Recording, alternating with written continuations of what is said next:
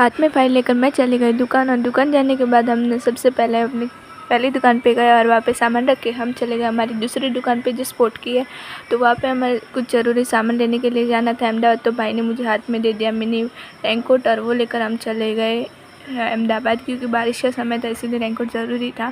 तो फिर हम चले गए एक्टिवा पर अहमदाबाद चलने के लिए निकल गए। और मेरे भाई की तबीयत थोड़ी ख़राब थी, तो हमने बीच में दवाई लेकर फिर से हम चले गए अहमदाबाद, जहाँ पे बहुत ही भीड़ थी। और हम सबसे पहले बैग की दुकान में आ गए, तो भैया ने हमें बैग बताया, फिर हमने ऑर्डर दिया, और ऑर्डर लेने के बाद हम फिर से निकल गए अपनी दूसरी दुकान पे जो स्पोर्ट की थी। वहाँ पे जहाँ पर आप देख सकते हो बहुत सारी भीड़ थी।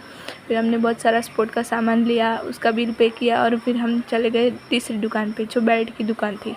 बेल्ट की दुकान पे जाने के बाद हमने बहुत अलग अलग तरह के बेल्ट बताए गए, फिर उसको भी डिलीवरी की हमने। और फिर हम निकल गए अपने घर की दुकान की ओर। दुकान से डायरेक्ट घर जाकर मैंने मेरे भाई को पढ़ाया, खाना खाया, और बस आज का व्लॉग